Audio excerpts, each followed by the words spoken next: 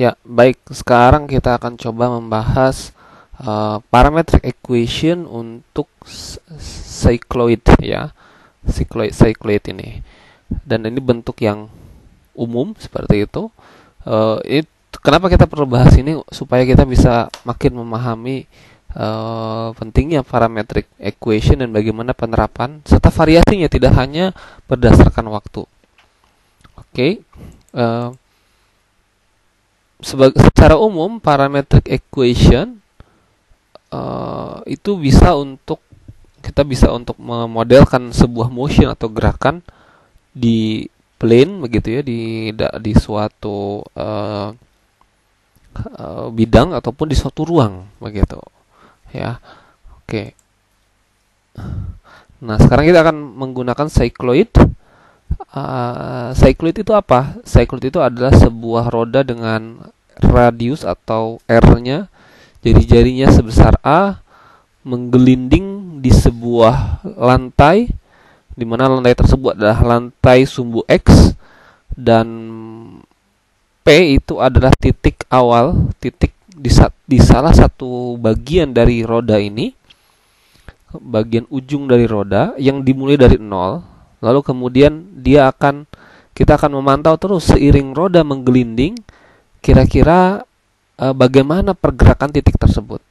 Nah, secara mengagumkan, titik yang menggelinding tersebut akan membentuk sebuah kurva seperti ini. Oke. Nah, baik. Oke.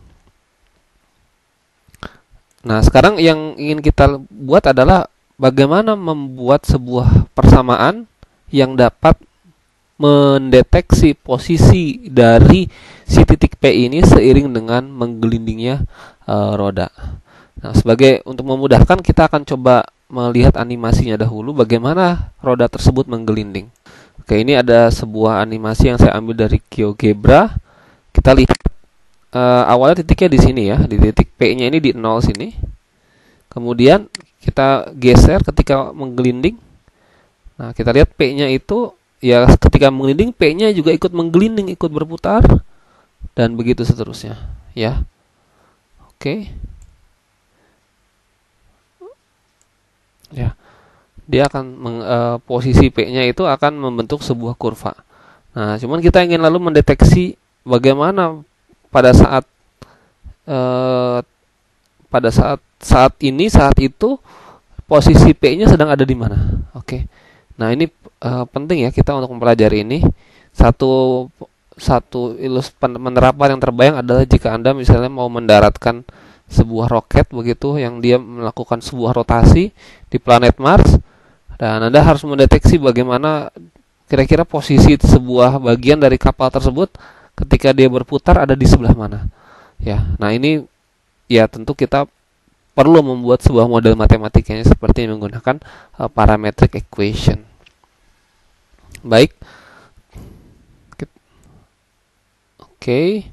Nah, seperti parametrik yang sebelumnya sudah pernah kita kaji, yang dari 2 titik, kita bisa parametric equation terhadap T ya, ketika T0 dan ketika T1.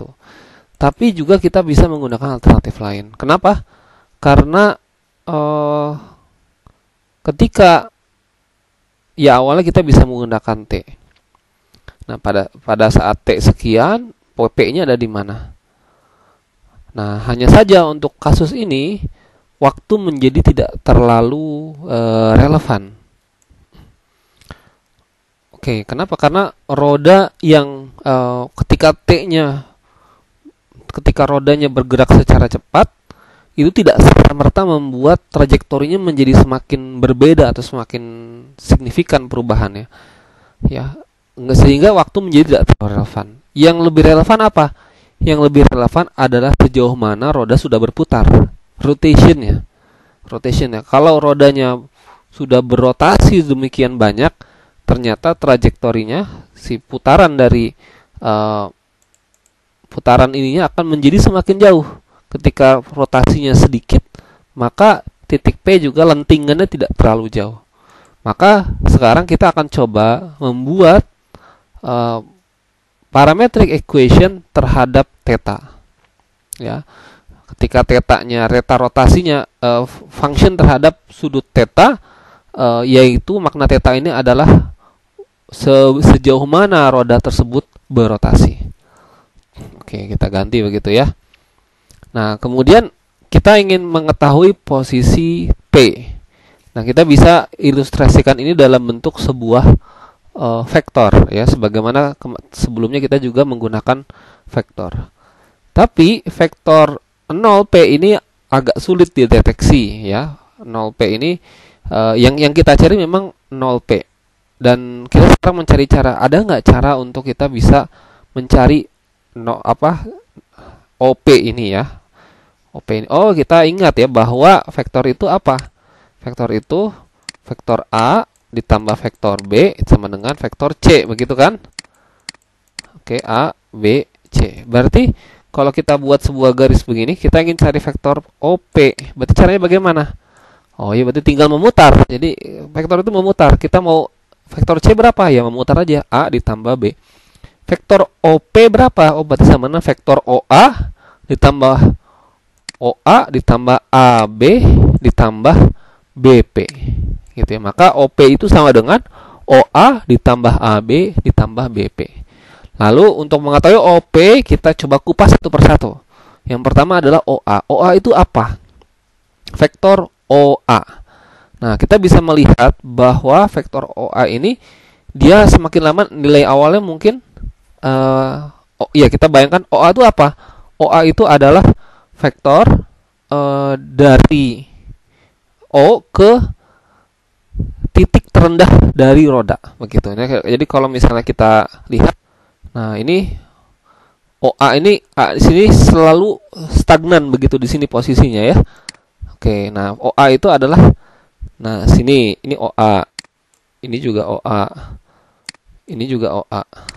Oke, OA sebegini. Nah sehingga pertanyaannya adalah nilainya berapa, begitu ya. OA ini nilainya berapa? Oh, nilai OA ini akan seiring dengan rotasi ya. Kalau sumbu Y-nya bagaimana? Sumbu Y-nya dia di bawah, nggak naik kan, tapi sumbu X-nya geser ke sini kadang, nanti geser lagi, lalu geser lagi dan seterusnya. Kita lihat ternyata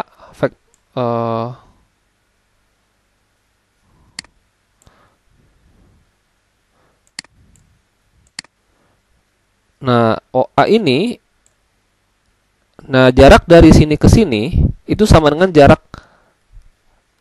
yang sudah di apa ibaratnya ya, sudah disentuh begitu ya oleh sisi terluar roda ini. Jadi jarak dari titik ini ke titik ini itu sama dengan jarak ini. Ya. Kita lihat. Nah, begitu kan? Karena menggelinding. Nah, berarti jarak dari sini ke sini itu sudah disentuh oleh sekujur keliling roda ini. Jadi sebenarnya sama dengan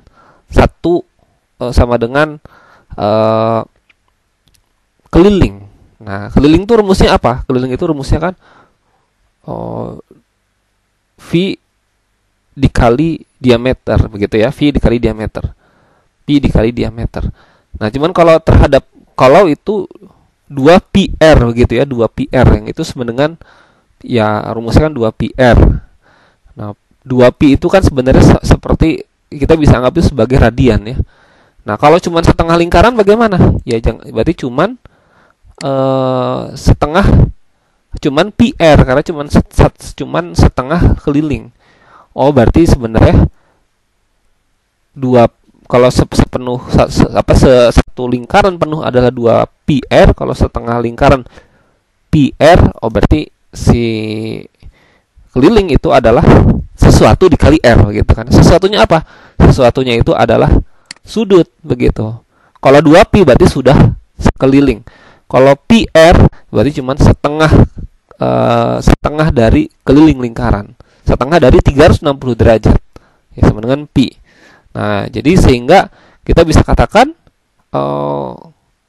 jarak yang ditempuh gitu ya, jarak yang ditempuh oleh A ini begitu, atau jarak dari A ini sesuai dengan jarak keliling yang terbentuk oleh lengkungan sudut yang sudah berjalan. Lengkungan sudut yang sudah terbentuk Nah, nanti ini ada lengkungan keliling yang juga yang akhirnya terbentuk. Rumusnya apa? Rumusnya adalah A, begitu ya. A ini kan si R-nya itu ya, jari-jarinya dikalikan dengan theta. Kalau theta sudah satu keliling berarti A dikali 2pi. 2pi A, atau kalau ya 2pi dikali jari-jari. Seperti itu ya. Oke. Oke, ini yang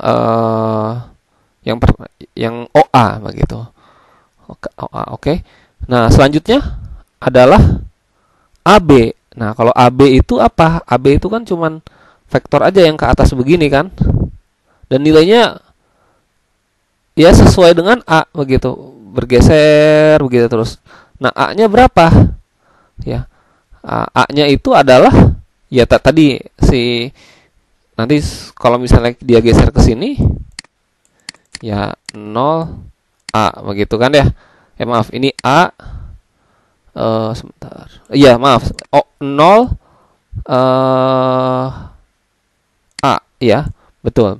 Jadi secara sumbu X dia tidak bergeser, tapi si vektornya itu panjangnya akan selalu seperti ini. Jadi dari bawah ke atas 0A. A itu apa? A-nya itu adalah jari-jari begitu. Oke. Kemudian dia bergeser lagi di sini, kan terus menggelinding kan? Berapa vektor ini? Ya 0A begitu ya. Begitu. Jadi secara sumbu X enggak, kalau ingat kalau vektor itu kita lihat kemiringannya begitu, maka ini adalah X-nya, ini adalah Y-nya. Nah, kalau begini terus, dia cuma selalu tegak begini apa? Ya, secara X tidak kemana-mana, tapi secara ke atas selalu sepanjang A. Selalu nilainya adalah A. Oke. Nah, kemudian selanjutnya adalah BP. Ya, nanti untuk BP ini akan kita coba jelaskan selanjutnya.